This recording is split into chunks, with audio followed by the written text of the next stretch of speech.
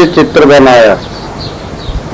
एक तो पूर्व का अभ्यास संस्कार से, जैसे जैसे जीव ने संस्कार दृढ़ किया, वासना दृढ़ किया, मानंदी दृढ़ किया, वही आज उसी के जो है कि प्रताप से, उसी की शक्ति से शरीर का चित्र, विचित्र आकार प्रकार देह धारण किया, बनाया। कहीं जो है कि नारी बना, कहीं पुरुष बना, और कहीं जो है कि भिन्न भिन्न प्रकार के स्वांग करने वाला बना। कहीं रजोगुणी बना, कहीं तमोगुणी बना, कहीं सत्वगुणी बना। तो ऐसे जो है कि स्वभाव तो कर्म संस्कार से जीव ने बनाया। शरीर की रचना भी जीव के अभ्यास के अनुसार ही होता है। तो हरि रचन क्रीड़ा रस, तो हरेक जो है कि रास क्रीड़ा, सामूहिक क्रीड़ा और खेल तमाशा, जैसा ये खेलता है उसके ऐसा होता है जो हमारे शरीर के सब खेलें, उसकी चाहना ऐसी होती है, साथी बटोरता है। समूह रूप में जो है कि खेल तो जो है कि बहुत से लोगों में ही होता है।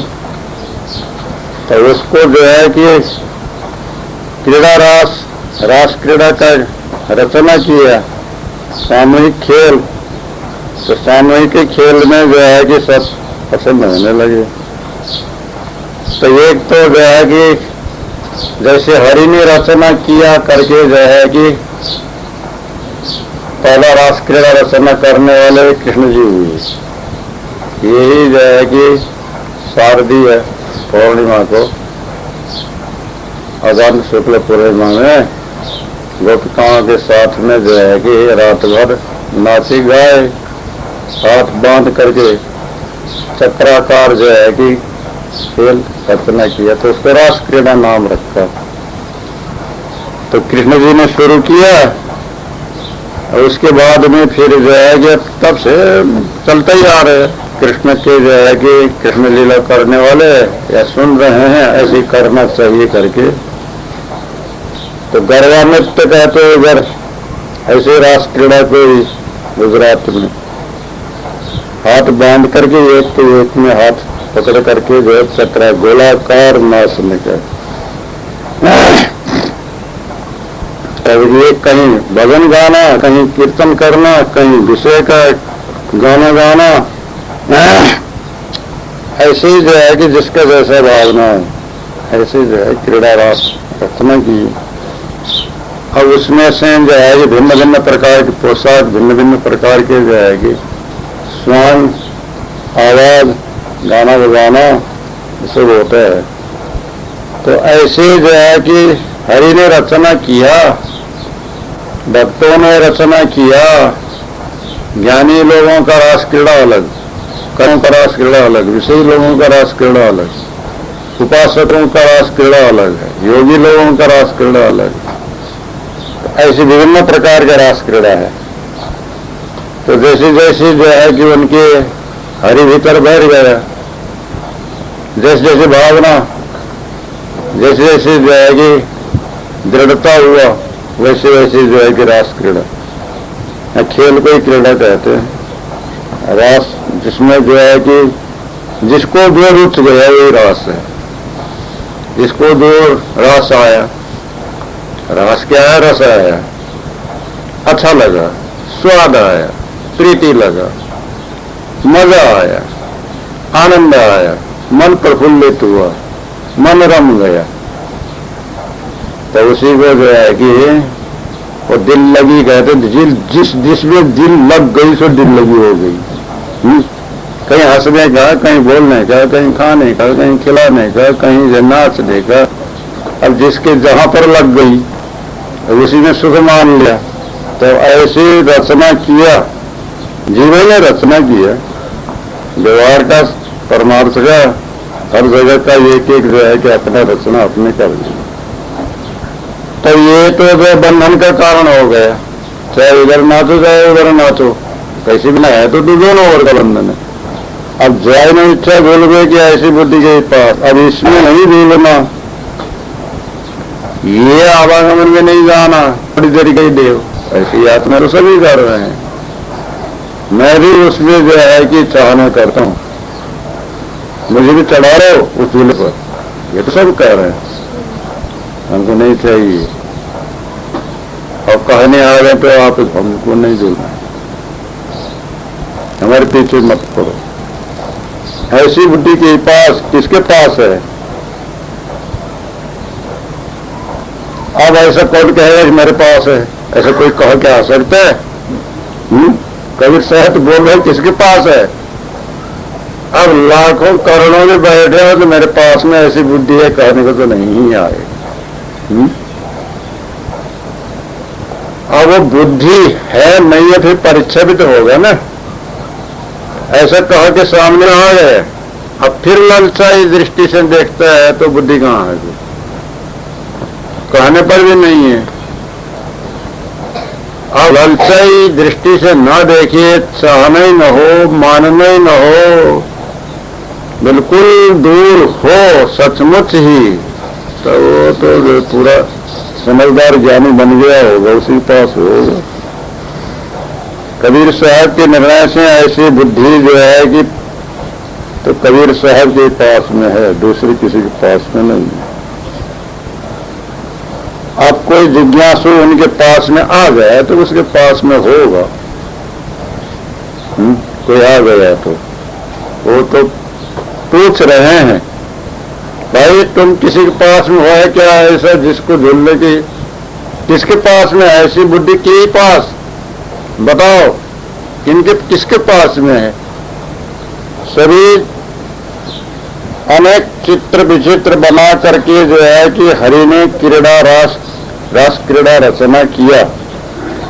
अब हरि स्वयं ही झूल रहे हैं, तो हरि माने जिनका बुद्धि हरण हो गया, विचार हरण हो गया, ज्ञान हरण हो गया और ध्यान हरण हो गया, जो है कि सबका सब विलीन हो गया बंधनी में, जिसको जाने का जो है कि मंजूर है, खाना और जो है खेलना, भोगना और उसमें लवलीन होना। तो ऐसी हरि तो जो है कि जाने इच्छा झूल गई, जिसको झूलने की इच्छा नहीं, यानी देह धारण करने की इच्छा नहीं, किसी विषय में रमने की इच्छा नहीं, और कहीं जन्म मरण में पड़ने की इच्छा नहीं, कहीं से जाने की इच्छा नहीं, देवता होने की इच्छा नहीं, देवी होने की भी इच्छा नहीं, राजा होने की भी इच्छा नहीं, रानी होने की भी इच्छा नहीं, यही कुछ होने की इच्छा ही नहीं, कहीं का कोई होने की इच्छा ही नहीं, किसी का जो है कोई कार्यभार संभालने की इच्छा नहीं। ऐसी किसके पास में है? इन्हें देह बंधन से छुटकारा होने की, अब देह धारण करना ही, देह बंधन में आना ही नहीं। ऐसी जाहिर इच्छा झूल गई कि सुबह में अशुभ में, जन्म मरण गर्भवास में, तो जो है धारण की जिसकी इच्छा नहीं, ऐसी बुद्धि के पास, ऐसी बुद्धि किसके पास में है? और जो है कि कबीर साहब ने तो जो है कि कहा, तो उनके सामने में जितने आए उनके तो पास में रहा नहीं, कबीर साहब के पास में रहा, इसलिए वो परीक्षा करके जो है कि पूछ लिए। अब जिसके पास में होगा वो जो है कि अपने आप बना लेगा। अब वो इसी जो है जरा भी इच्छा होगा तो बढ़ा सकता है, पूरा कर सकता है। अब पहले शुरू में नहीं है तो कहां से फिर भर सकते? बीज होगा तो बो करके अंकुर फूटेगा, बढ़ेगा, फूलेगा, फलेगा। बीज ही नहीं होगा, चाहे कितने पानी डालो, कितने ही बोलो, क्या निकलेगा? तो इसलिए जो है कि ऐसी इच्छा जागृत करो, झूलना नहीं। ये झूलने में, धारने में, खाने बाने में, चारों ओर, दसों दिशा में, उसमें सब जो है कि बंद का जाल ऐसा समझ के पूर्ण त्याग करो, त्याग, पूर्ण त्याग, सबका त्याग। अब यहाँ अहंकार का भी त्याग, मोह का त्याग, ममता का त्याग, आसक्ति का त्याग, त्याग ही त्याग। त्याग करने वाला स्वयं बाकी रहता है, उसको फिर कुछ ग्रहण करना। और जब विकार त्यागा तो जो है निर्विकार अपने आप ही रहेगा। निर्विकार का त्याग नहीं ही होगा, देह है तब तक सद्गुण रहने रहस्य रखना ही पड़ेगा। अब जो है कि बोलना चलना बैठना उठना तो पड़ेगा ही, परंतु निर्बंध, निर्मोह, निर्लिप्त, निर्विकार के हिसाब से। तो ऐसी इच्छा बनाओ जीवन मुक्त होने की, ऐसी सत्य साधना करो, ऐसी बुद्धि प्रकाश करो। पहले बुद्धि निर्मल करो, फिर उस प्रकार से अपने पास में उसको टिकाओ उस बुद्धि को। फिर वैसे ही जो है कि सत्साधना में जो है परिपूर्ण हो। तो इस तरह करते करते अपना कार्य पूरा करो, तब तुम्हारा जो है कि जीवन सफल हो जाएगा। ऐसे जीवन को सफल करो, ये भाव हुआ। झूलत झूलत बहु कल्प बीते, मन नहीं छाड़े आस, रचो रहस्य हिंदोर वा निश्चार्यो यू चौमास। तीनों चार चौपाई। सदगुरु कबीर साहब कहते हैं, झूलत झूलत बहु कल्प बीते, मन नहीं। अनेक बार जगत जाकर के ब्रह्म हुआ और ब्रह्म जाकर तारा, कभी किसी की आशा टूटती नहीं। इस गुरुआ माया के रहस्य में रचो रह सिंदूर व निशिचार्य जगत चौमास। गुरु माया के रहस्य में अनेक दांव जीव राजा हुए और अनेक दांव दरिद्र हुए। अनेक बार भाग्यवान हुए, अनेक बार अभागी हुए।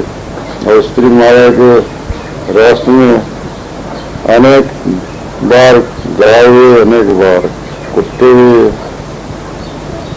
कुत्ता आदि विषय योनि को प्राप्त हुए, पर मन अभी तक आशा छोड़ता नहीं। रचे रस हिंडोला हुआ निशिचार्य चौमास। ये रहस्य रूपी हिंडोला माया ने रचा, निशी कहिएगा भी ले भूल। तो चारे जगह भूल ही में उपजते हैं और भूल ही में जाते हैं। चौमास कहते हैं चार वेद की वाणी, सभी अंधियारी में वाणी बरसते हैं, जिसमें जीव सब भीजते जाते हैं और झूलते जाते हैं। चार युग कहते हैं 8 प्रकार के अष्टमेशन, यही महाजातिली अंधियारी। तो जो है कि यही 4 मास में सब झूल रहे हैं। स्त्री देह में, स्त्री के अंग प्रत्यंग में। तो खानी का हिंडोला और बाणी का हिंडोला।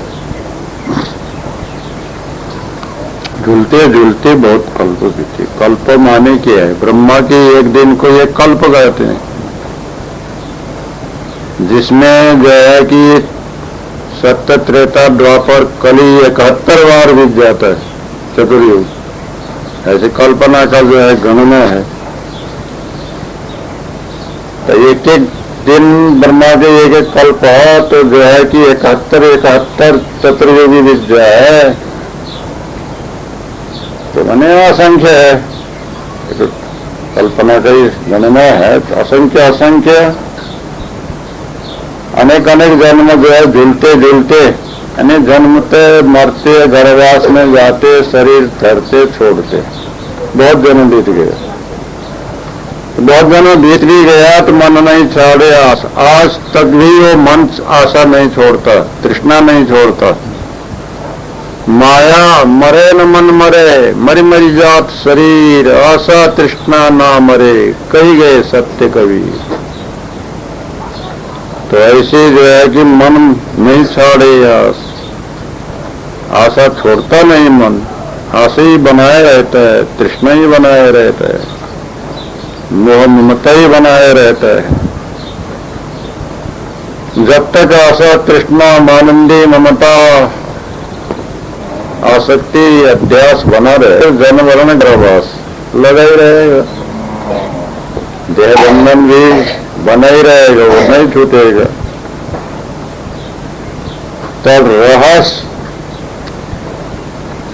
का जो है ये अर्थ रहस्य होता है या रास भी होता है, दो अर्थ है इसका।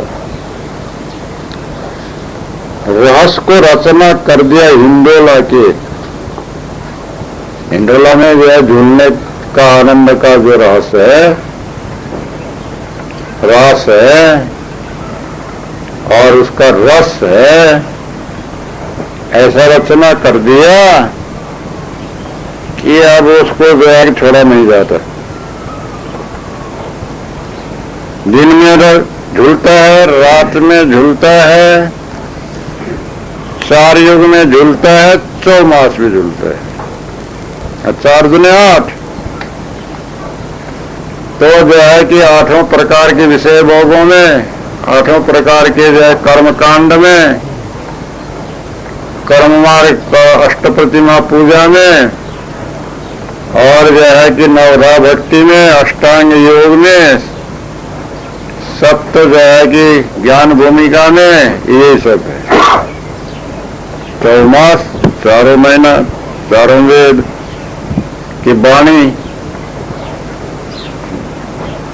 अज्ञानता में ही, अबोधपना में ही बस दिन रात झूलना ही झूलना है, भटकना ही भटकना है,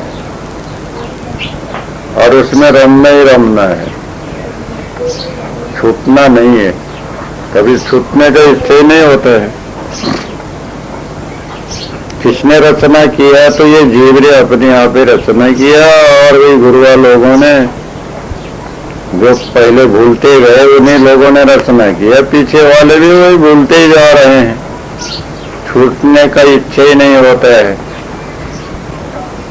तो ऐसे जीव ने रचना करके और उसमें अपना बंधन और दूसरे के लिए बंधन जो है कि खूब चौड़ा बनाया। अब इसमें से छूटना है,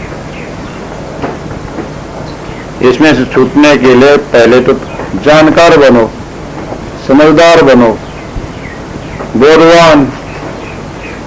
बोधवान बन करके जो है कि उससे जो है छूट जाओ। अब यही वर्तमान में जो है कि छूटो तो भविष्य में फिर इसका जो है कि बंधन तुमको नहीं होगा। ऐसा सदगुरु कबीर साहब इसमें समझाए हैं। कबहू को ऊंचे कबहू के नीचे स्वर्ग भूतले जाए, अति भ्रमित भरम हिलोरवाद नेक नहीं ठहराए। पांडित सदगुरु कबीर साहब कहते हैं कबू ऊंचे कबू नीचे स्वर्ग भूतले जाए। ये हिंडोला में कभी तो ऊपर देव भर के जो है कि चला जाता है रस्सी के साथ, कभी नीचे चला आता है, कभी ऊंचे कभी नीचे। स्वर्ग ऊपर को स्वर्ग कहते हैं, नीचे को भूतल कहते हैं, पृथ्वी तो चला जाता है, जिसमें संपूर्ण जीव झूलते हैं। ये गुरुआ लोग, गुरुआ माया और स्त्री माया दोनों के रास बस हुए और कबों को ऊंचे घर में जन्म लिए, ऊंची योनि में पैदा हुए, कबों नीचे घर में नीची योनियों में पैदा हुए और नाना दुख भोगने लगे। कबों स्वर्गादि योनियों में गए, कबों पाताल में अधोयोनि में गए। मनुष्य में आना तो ऊंचा योनि है, पशु अंदर उसमें भी नहीं जाना है, नीचा योनि है, बाकी कोई जो है कि स्वर्ग नरक नहीं। ऐसा अति भ्रमित अति भ्रमित भ्रम हिंदोरया ने को नहीं ठहरा है। अति भ्रमित वाणी गुरुवाई और स्त्री का भ्रम हिंडोला है, जिसमें जीव सब भूल रहे हैं, जिनकी यहाँ मात्र स्थिति नहीं। नेको माने और थोड़ी सी भी नहीं ठहरा है, अणुमात्र भी स्थिति नहीं। तो ऐसे अब ऐसी में स्थिति बनाना है। तब ये अभ्यास बस वाणी जाल और खाने जाल लिप्त होने से नीचे नीचे, कभी ऊपर कभी नीचे, कभी स्वर्ग कभी भूतल, कभी पहाड़ी में जाता है धन कमाने को, कभी मैदानी भाग में आता है, और कभी जो है कि और नीचे दूसरे विदेश में चला जाता है धन कमाने के लिए, कभी स्वदेश में आता है, चारों दिशाओं में जहां तहां चला जाता है। कहीं नौकरी लगा, कहीं व्यापारी करने के लिए, कहीं कारीगरी सीखने के लिए, कहीं ठेका मिल गया। तो ऐसे ही जो है कि जाना आना जो है कि उनका लगा ही रहता है, ऊंच नीच जगह में, ऊपर स्वर्ग में और भूतल में। अब स्वर्ग कहते हैं ब्रह्मांड में, भूतल कहते हैं पिंडांड, नीचे का जो है कि नाभिस्थान में लक्ष्य लगाना, अया त्रिकुटी भ्रमर गुफा में लक्ष्य लगाना, योगी लोग करते हैं। कभी श्वास को ऊपर ले जाते हैं, कभी ऊपर जो है कि स्वर्ग आदि में देवी देवता मान करके वहां का भावना करते हैं, कभी यहाँ के देवी देवता फिर सब मूर्ति मान करके यहाँ पूजा पाठ करते हैं। कभी घर में आते हैं, कभी जो है कि दूसरे जगह जाते हैं। अति परम हिंडोला, ये हिंडोला अत्यंत चंचल है, परमित ने ढूंढते रहने वाला, स्थिर न रहने वाला। नेको जरा सा भी नहीं ठहरता है, जब बेग भरते रहेगा तो ठहरेगा क्या? बेग भरना छोड़े तब कहीं ठहरे, वो तो बेग तो भरता ही रहता है, तो इसलिए ठहरता नहीं। रस्सी तो हिलता ही रहता है, और उसके ऊपर बैठा हुआ उसको जो है हिलाता रहता है, इसके लिए जो है कि वो ठहरता नहीं। तो वाणी वाला भी अत्यंत भ्रांति रूप, खाने वाला भी भ्रांति रूप हिंडोला है, शुभाशुभ दोनों हिंडोला है। अब त्यागना है तो दोनों को दोनों त्यागना है, विषय जाल वाणी जाल गुरुओं का और जो है कि विषय लोगों का संग साथ, दोनों वो त्याग करके और जो है कि हंस भूमिका में फारक स्थिति में ठहरे तब कहीं छूटे। इसी को परीक्षा करके जो है कि सब परित्याग करके अपने हंस भूमिका में रह के छूट जाओ, ऐसा बतला रहे हैं। दर्पत हो या झूल वे को रात यादव राय, कहे कबीर गोपाल नरण हरि तुम आए। ये जीव मुख का कथन श्री कबीर साहब बतला रहे हैं। दर्पत हो या झूल वे को राखू यादव राय, कहें कबीर गोपाल विनती शरण हरि तुम आए।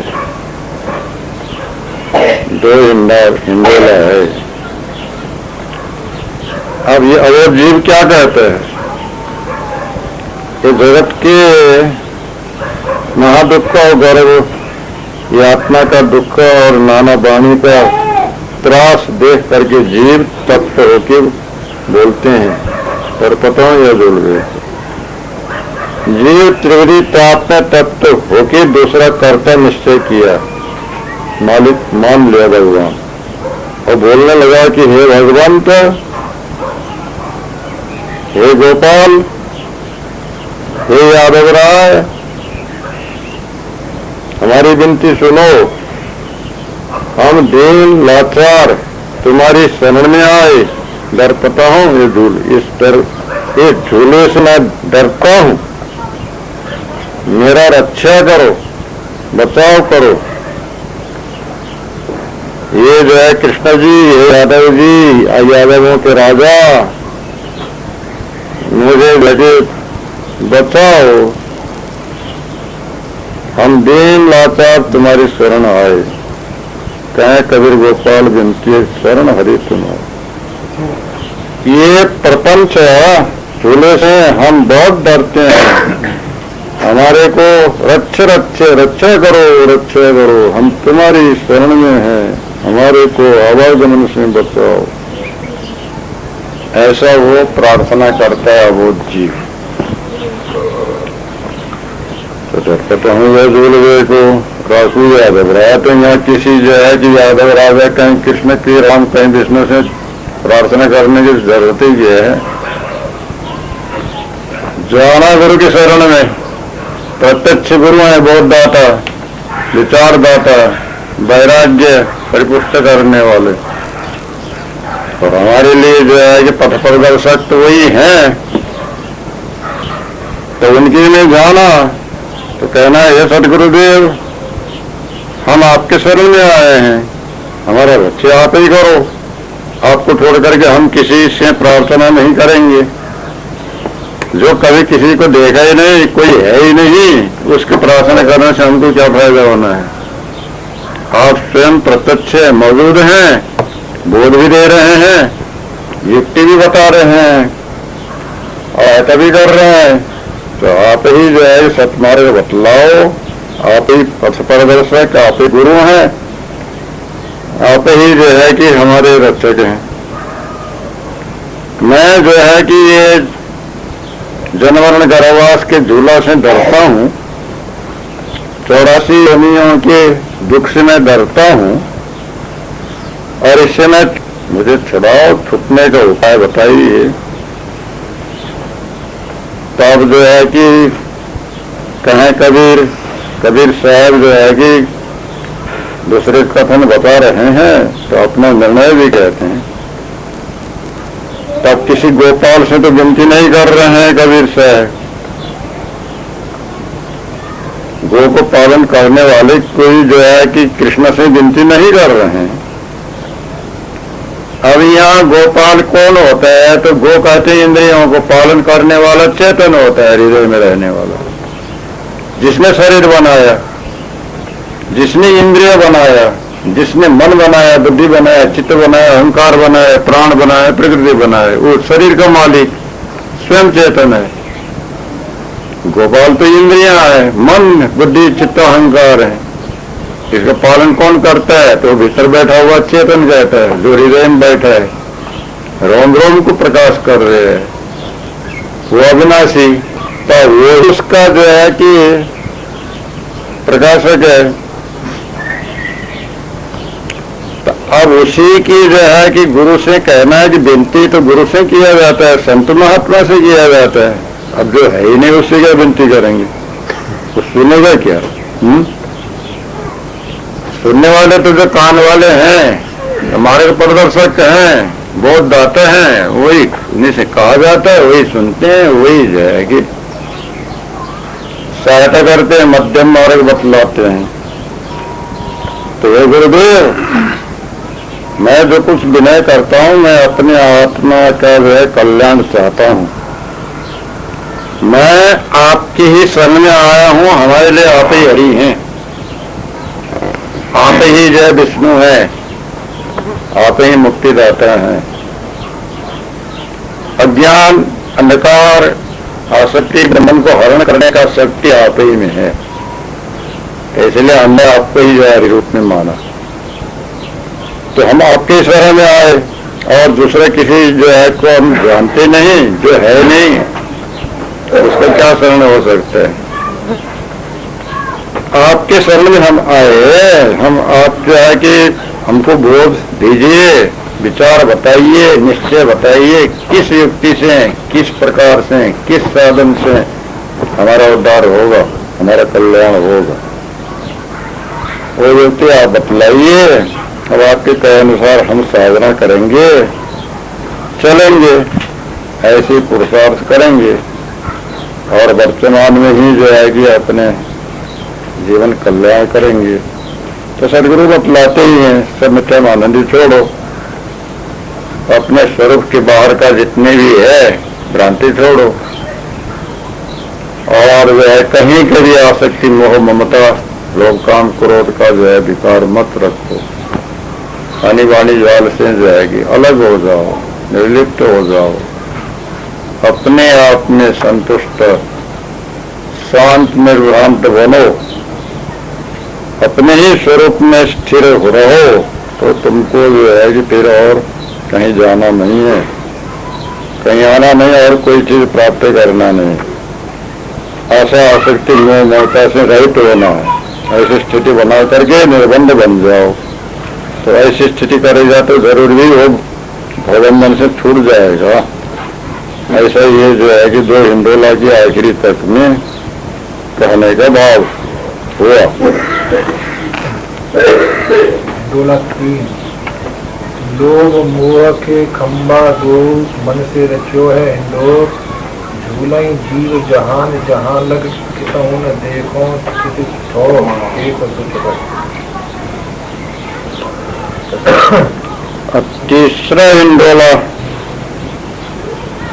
ये आखिरी तक का है। तीसरा हिंडोला 8 रुपये तक है। तो इसमें लोभ मोह के खंबा दो, मन से रचे है हिंडो। गुरुमुख सदगुरु श्री कबीर साहब कहते हैं, लोभ और मोह, अब हिंडोला का पूरा पूरा जो है कि स्वरूप बतला रहे हैं। एक तो लोभ, स्वर्गाधिक वासना, और मोह, स्त्री पुत्र